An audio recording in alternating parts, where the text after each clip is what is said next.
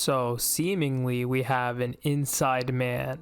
Now that Mikaido's gone, it seems like this guy's gonna be filling that void, and he's coming off as someone who's supporting the god candidates who don't want to fight, and he doesn't want to hunt them down like everyone else, like the government.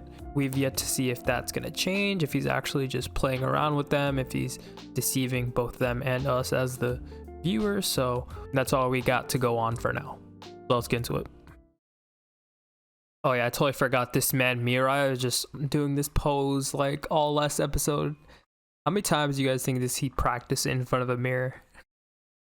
No, the funny thing is he can't see his white arrow. He just freaked the fuck out. Wait, they actually clapped him?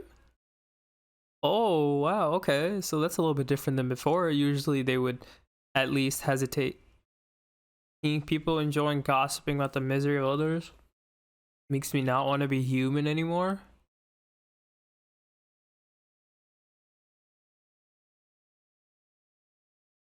What the hell is this? He's killing his big brother? This is the last god candidate? Oh, this is the twins we saw in the last episode. Oh, so one of them is the god candidate. Okay. He's not a god candidate, bro. You'd think the angels would be able to tell if someone is a god candidate or not. These red arrows are interesting, aren't they? Shoot someone who wants to die and tell him to do it. Wow, is the little kid already figured that shit out? I wonder if he's used it. Oh, he uses on his fucking grandpa? That's ill. No pun intended. My dad never said he wanted to die. My mom hooked up with the younger man and oh no. He did it to his dad too? Yeah, what the fuck is this kid?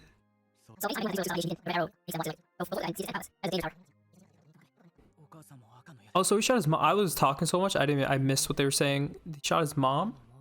I shoot people who've caused me trouble and... What? My mom apologized for abandoning. Oh. I found that the louder people are, the more likely they are to cry out. I was lying, I just wanted attention. The arrow reveals their worthless, contemptible nature. That is fucking deep. Oh my god. In Japan, the #1 cause of death in people in 15 and 39 suicide. That's just the ones who had the courage to die. Yeah, Japan does have a suicide problem, doesn't it? I guess it's a lot to do with the culture there. The work culture, the gritty culture.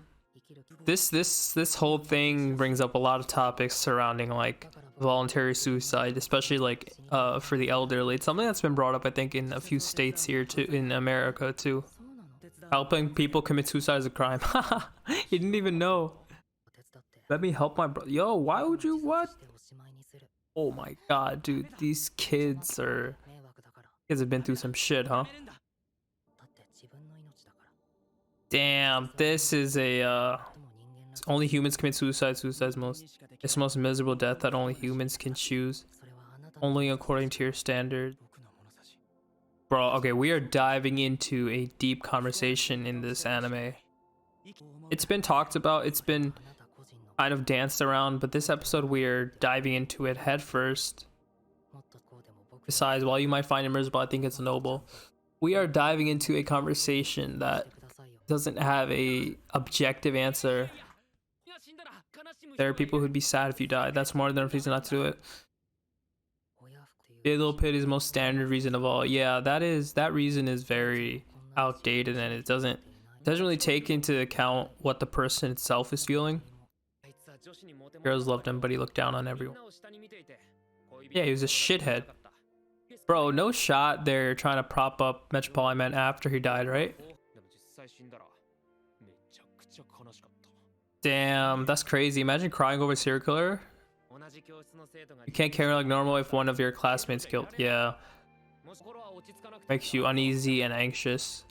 You may say it's none of their business, but it leaves its mark on people's hearts. Basically said you're more of a nuisance dead than you are alive. Well, that is definitely one way to convince someone, and if it does, you know, improve their life, then that is all you can ask for. Now, his brother is definitely one of those people who don't want to die, and his little brother is definitely... Wait, he's still trying to do it? Oh, fuck.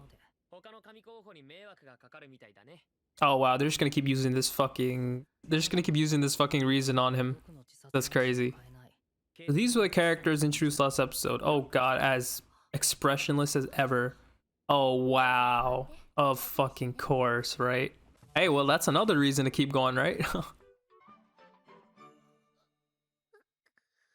Oh, I love him. Not having a phone is so stressful. Wait, why doesn't she have a phone?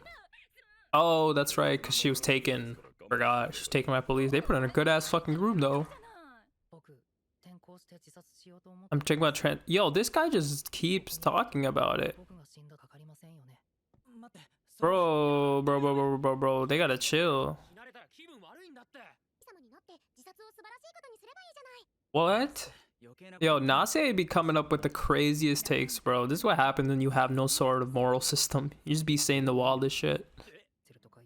This guy is very much aware of all the atrocities his parents have probably committed against him, and to know that at such a young age means his brain is completely fucked up. I'm not surprised at all that he is, you know, having a lot of suicidal ideations.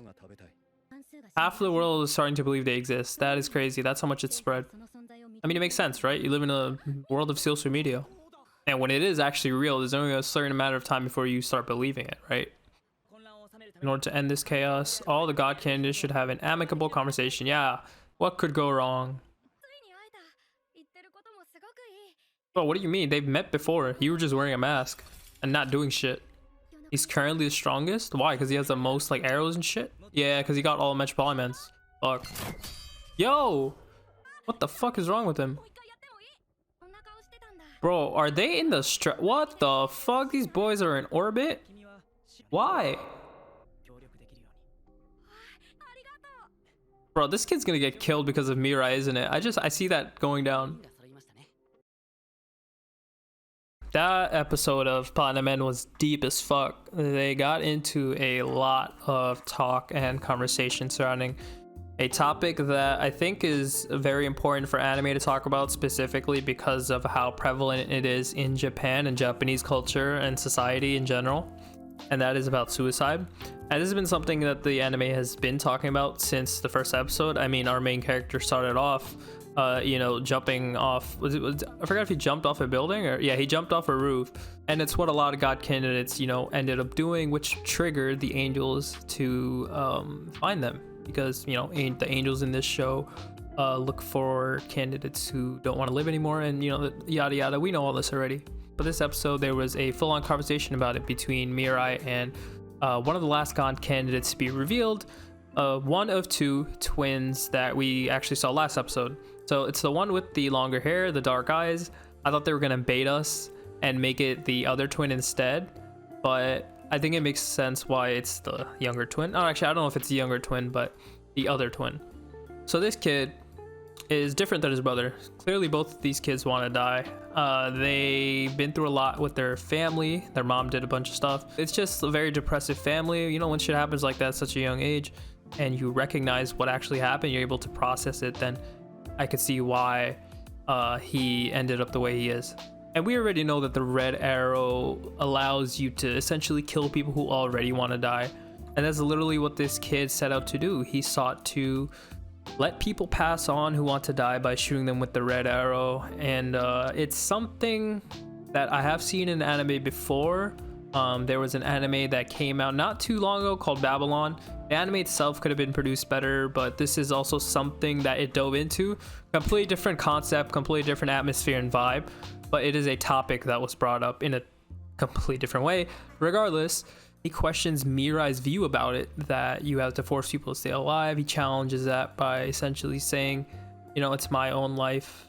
Why should I take into account other people's feelings when it comes to that? You know, I'm not bothering anyone. I'm just, you know, changing my own life. So Mizuki, that's his name. So he basically talks to Nakaumi Shuji, which is the other twin, and essentially tells him that, you know, when you're gone, that is a bigger nuisance than you being here. And the way he explains it is basically that it leaves an aura for the people around him, in his case probably his classmates, where even if they weren't close to him, they would still feel sad whenever they saw that empty desk, whenever they thought of him.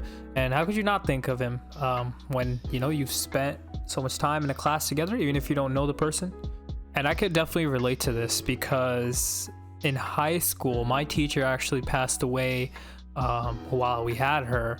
It was only a few months into the school year, and so we didn't really get to know her that well. But regardless, it was still a shocking event. You know, one day we came in and she just wasn't there. And she had taken a lot of breaks before too.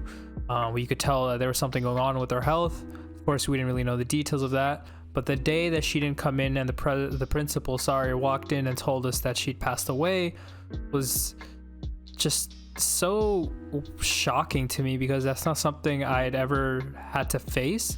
I'd never had to face someone dying that was like directly in my life. And so that whole experience just, I don't know, it messed with me a little bit. And so I do understand what Mizukiyo is trying to say, but at the same time, this is where it gets tricky, because when someone like Nakaumi or Shuji is like that, you're not looking for what other people are thinking, because you're so caught up in your own misery and your own head that you put yourself down and think of yourself less. Yeah, you might think people don't care, but that's, you know, projection of how you feel about yourself onto them. So Nakaumi's outlook on suicide and its place in society is definitely something very unpopular. It's something that definitely should have a conversation around it. And I think it's very admirable that this show is taking the time to really dive into this theme that it's been otherwise kind of neglecting for the purpose of the show and plot and fights itself. I think this is a core concept that the show was built on, something that we were introduced in episode 1 through Mirai. And now they're taking the time to build upon it and start these conversations. So hopefully people that are watching can also think about these things and, you know, maybe talk to their friends about it, maybe check up on their friends who they know or might not know are going through some things, because at the end of the day, you never know what people are going through. Yeah, shout out to Platinum Men for that. That was, I really appreciate that. But yeah, hopefully the people in Japan definitely take a look at this show and take some lessons from it, because I know suicide is a big problem over there. Even though it happens everywhere, the way society and the culture in Japan is set up, it tends to lead to a lot of depression with how rigid it is and how demanding it is for people to work to the bone and never stop working, because that's what's cherished. Moving on from that though, we are getting into a meeting. Now, we've already had a meeting between the angels. Now we're going to have one between the god candidates, seemingly. Should be an interesting meeting, so I'm looking forward to that. But that's going to do it for this one. Let me know what you guys thought about the concepts that this episode dove into. Very philosophical, definitely something that you have to sit down and think of. It's very easy to say that suicide is bad and you should never kill yourself, but you definitely should understand where people are coming from when they're in that type of mindset and why they come to the conclusion that they come to. It's never simply just, I don't want to be alive. There's a lot going on that prevents you from even developing the desire to be alive. It's a lot of psychological components, and yeah, like I said before, hopefully it starts a lot of conversations. So because at the end of the day, it's easy for people like Mizukiyo to say, you know, don't kill yourself, it's going to be an inconvenience to others. And maybe Nakaumi doesn't want to be an inconvenience to others, but there's a whole other side to depression that doesn't take into account anybody else's feelings, because it's such a personal thing that lives in your head. So yeah, hopefully there's more conversations about it. Hopefully it gets people talking, and definitely let me know what you guys think about it down below in the comments. And yeah, hit that sub button, and I will catch you guys next week. Peace.